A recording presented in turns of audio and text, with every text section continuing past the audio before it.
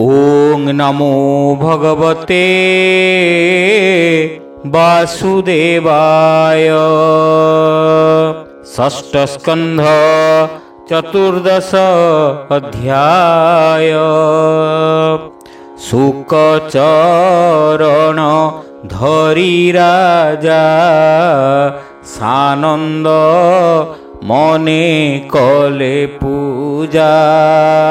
परीक्षित उवाच भोमुनि शृण सावधाने एत संशय मोर मने। भोमुनि असंभव कथा वृत्र असुरर व्यवस्था। रजतामस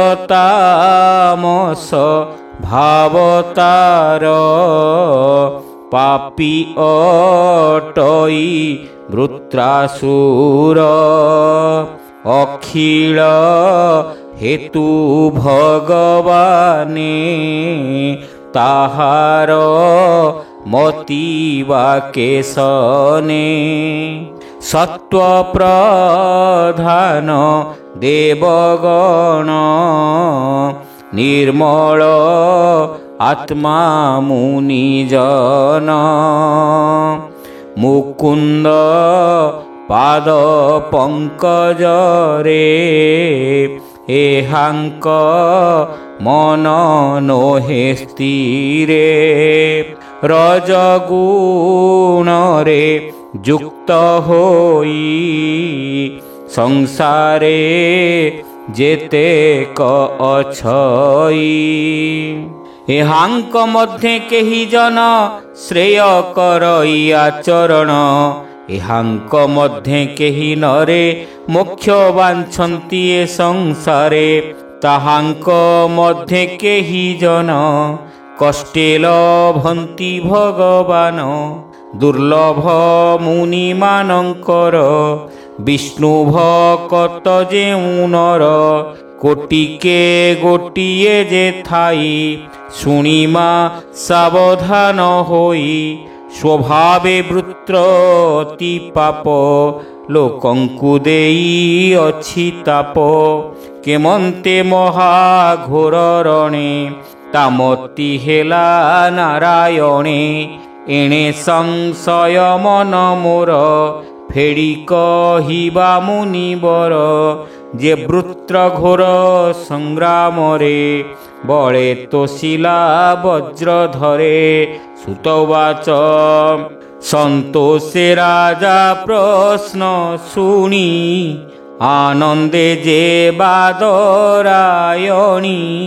हरस होई मुनिवर वचन कहन्ति मधुर।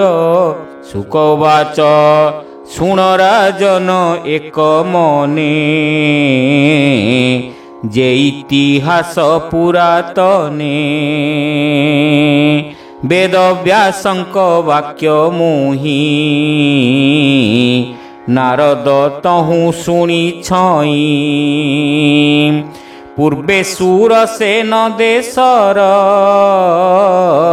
थिला जे एक नृपवर। चित्रकेतु नाम ताहार कामधेनु पृथ्वी जाहार। 10 नियुत पत्नी तार रूपे की देवा पटांतर। जेते कथिले तार नारी पुत्र जे नहिला काहारी। रूपे सुंदर मनोहर विद्या संपद मति धीर। ए सर्व गुण अछि तार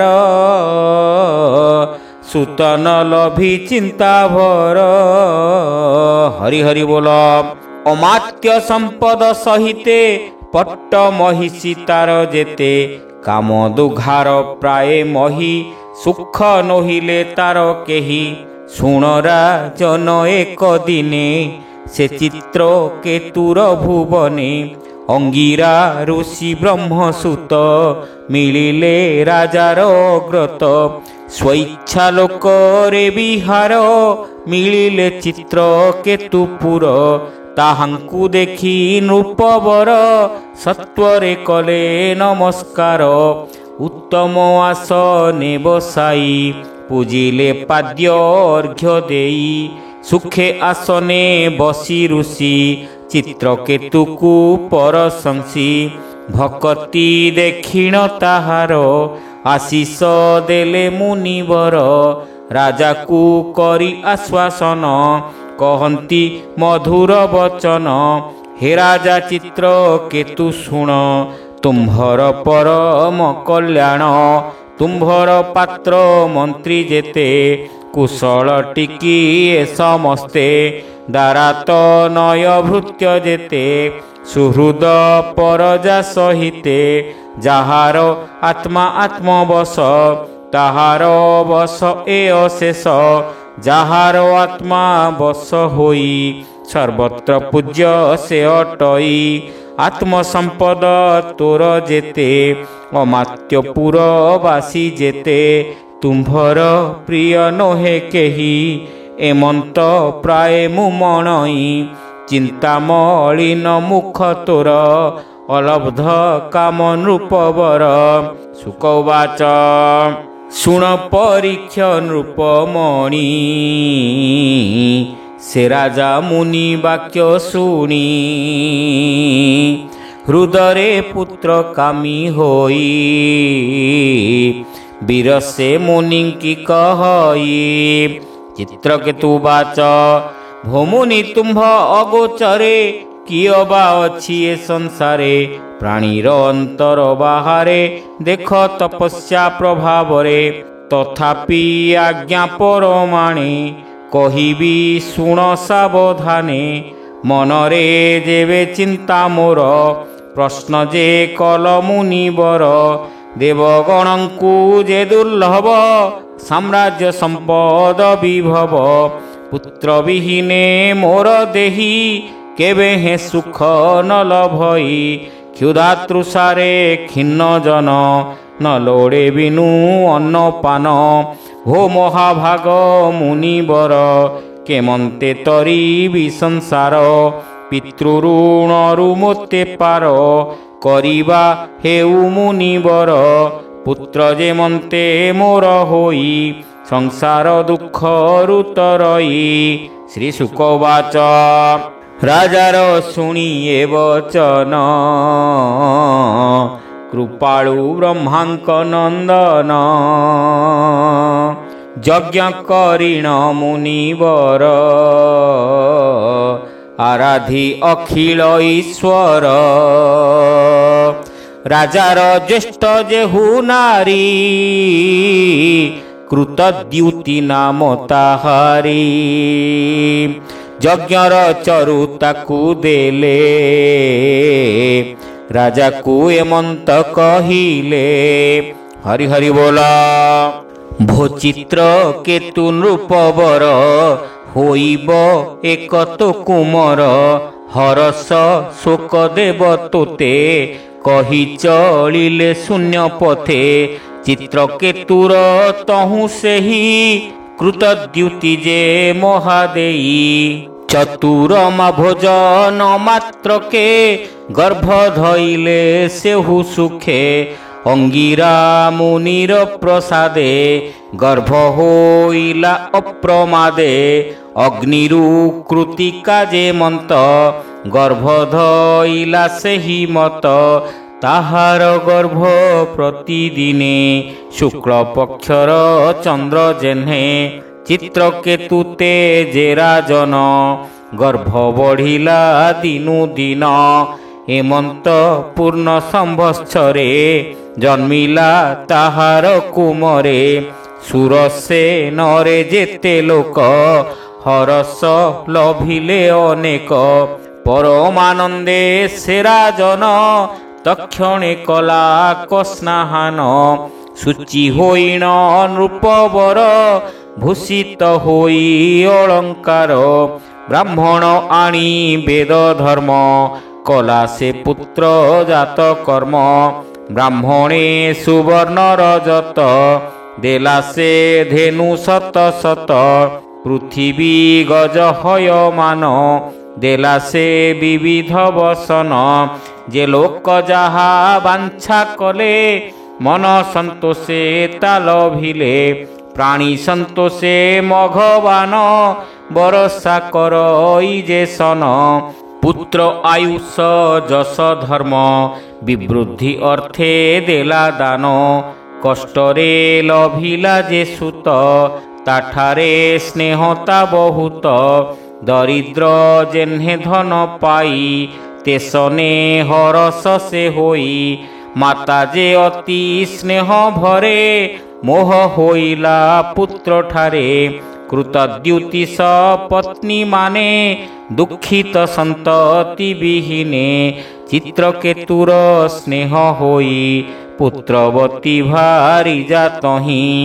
ଅନ୍ୟ ଯେ ପତ୍ନୀ ମାନେ ଥାନ୍ତି ସେ ଭାବେ ନାହିଁ ସ୍ନେହମତି। ଅପରେ ଦୁଃଖ ତାହାଙ୍କର ରାଜାର ଯେଣୁ ଅନାଦର।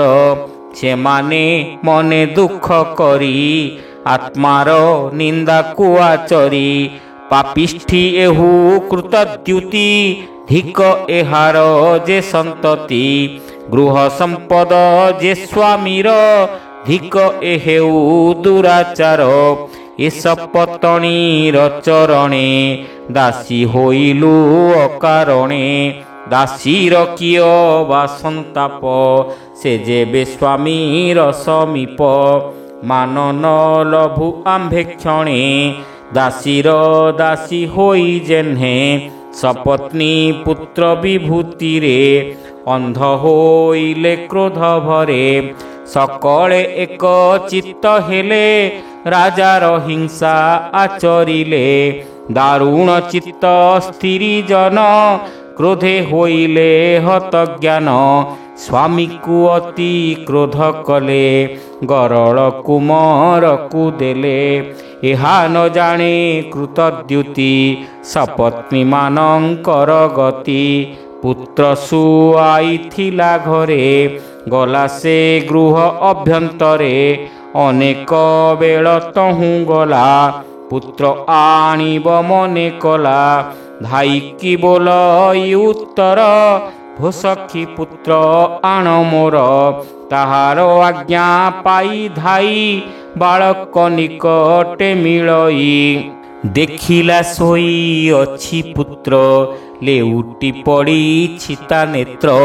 ପ୍ରାଣ ଇନ୍ଦ୍ରିୟ ନାହିଁ ତାର ଦେଖି ସେ ପଡ଼ିଲା ଭୂମିର।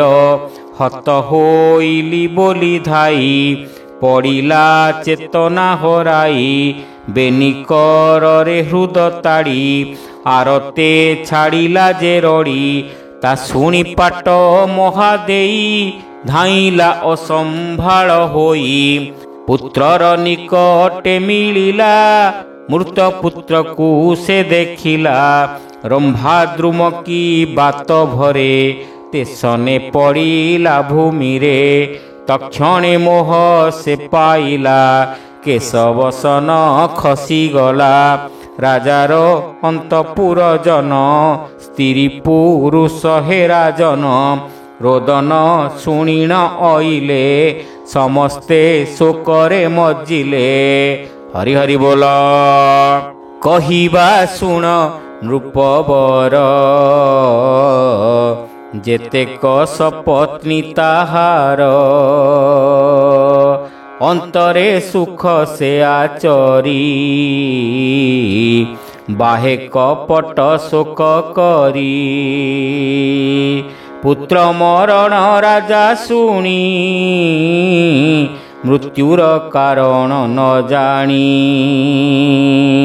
ମୋହରେ ନଦୀ ସଇ ପଥ ପଦ ପାଦକେ ଜ୍ଞାନ ହତ। ସ୍ନେହ ବନ୍ଧନୁ ଶୋକ ବଢ଼ି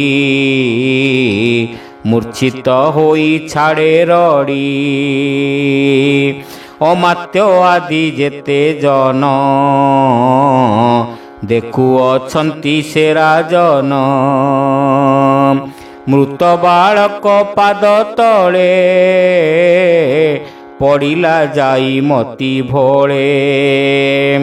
ଖସିଣ ପଡ଼ିଅଛି କେଶ ବିଚିତ୍ର ପରିଧାନ ବାସ। ଦୀର୍ଘ ନିଶ୍ୱାସ ସେ ଛାଡ଼ଇ ନୟନୁ ଅଶ୍ରୁ ଜଳ ବହି। ନିରୋଧ କଣ୍ଠ ଦ୍ୱାର ହୋଇ ବଚନ ନ ପାରଇ କହି। ପତିକୁ ଦେଖି ଶୋକ ଭର ମରଣ ଦେଖି କୁମରର। କୃତଦ୍ୟୁତି ଯେ ମହାଦେଇ ବିଚିତ୍ର ବିଳାପ କରଇ। ସ୍ତନ ଯୁଗଳ ଯେ ତାହାର ମଣ୍ଡିତ କୁଙ୍କୁମ ପଙ୍କର। ଅଞ୍ଜନ ସହିତେ ଲୋତକ ଧୌତ କଲା ତାର ବକ୍ଷ। କେଶ ହୋଇଲା ଅସମ୍ଭାଳ ଖସି ପଡ଼ିଲା ପୁଷ୍ପମାଳ। କୁରରୀ ପ୍ରାୟ ଶୋକ ଭରେ ରୋଦନ କରେ ଉଚ୍ଚ ସ୍ୱରେ। ହେ ବିଧି ମତି ତୋ ଦାରୁଣ ବାଳକ ପ୍ରାୟ ଆଚରଣ। ସକଳ କରି ନିରିମାଣ ଆପଣେ କରୁ ତୁ ଭଞ୍ଜନ। ସାନ ମରଇ ବଡ଼ ଥାଇ ଏହାର ନିଦାନ ନ ପାଇ। ଯେବେ ସଂସାରେ ପ୍ରାଣୀଙ୍କର ଅକ୍ରମ ଜନ୍ମ ମରଣର। ସ୍ନେହ ପାଶକୁ ବଢ଼ାଇଣ କିମ୍ପାଇଁ କରୁ ରଣ ଭଣ। ଏମନ୍ତେ ସୃଷ୍ଟି ତୋ ଭିଆଣ ଅଜ୍ଞାନୀ ପରାଣୀ ଯେ ସନ। ହେତା ତନୟ ମୋହର ଦେଖୁ କି ନାହୁଁ ତୋ ପିୟର। ଶୋକ ସାଗରେ ମୋତେ ଥୋଇ ଛାଡ଼ିଣ ନ ଯା ବାବୁ ତୁହି। ମୁଁ ଯେ ପାପିଷ୍ଟି ଦୁଃଖୀ ଜନ ତୁ ମୋତେ ନ ଯାଅ ଛାଡ଼ିଣ। ତୋର ଆଶ୍ରୟ ଅବା ମୁହିଁ ଦୁସ୍ତର ତମରୁ ତରଇ। ହରି ହରି ବୋଲ। ଦାରୁଣ ଯମ ବଶ ହୋଇ ଛାଡ଼ି ନ ଯାଅ ମୋତେ ତୁହି। ଉଠ ହେ ନୃପତି ନନ୍ଦନ ଆନନ୍ଦେ କର ସ୍ତନ୍ୟପାନ। ସମବୟସୀ ଯେ କୁମରେ ଡାକୁ ଅଛନ୍ତି ବାବୁ ତୋରେ। ବାଳୁତ ସଙ୍ଗେ ତୁ ବିହର ବହୁତ ନିଦ୍ରା ଦୂର କର। ମୋହର ଶୋକ ତୁ ନିବାର ରୋଦନ୍ତି ପିୟର ତୋହର। ହରସ ଆନନ୍ଦ ପଙ୍କଜ ତୋହର ନ ଦେଖି ତନୁଜ। ଦାରୁଣ ଯମ କି ତୋହରେ ଘେନାଇ ଗଲା ନିଜ ପୁରେ। ଏଣୁ ତୋ କୋମଳ ବଚନ ଶୁଣଇ ନାହିଁ ରେ ନନ୍ଦନ। ଶୁକବାଚ ମୃତ ପୁତ୍ରର ଠାରେ ତାର ବିଳାପ ଶୁଣି ନୃପବର। ଚିତ୍ରକେତୁ ମଗ୍ନ ଶୋକରେ ରୋଦନ କରେ ଉଚ୍ଚ ସ୍ୱରେ। ବିଳାପ ପତ୍ନୀର ସହିତେ ନୃପର ଦେଖିଣ ସମସ୍ତେ। ଯେତେ ଅମାତ୍ୟ ଆଦି ତାର ରୋଦନ କଲେ ଉଚ୍ଚ ସ୍ୱର। ସ୍ତ୍ରୀ ପୁରୁଷ ଯେତେ ଜନ ସକଳେ ହେଲେ ଅଚେତନ। ଏମନ୍ତେ ଶୁଣ ନୃପବର ସକଳେ ଅତି ଦୁଃଖତର।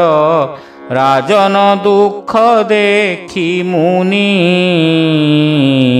अंगिरा नारदंकु घेनी शीघ्रेण बेनी जने गले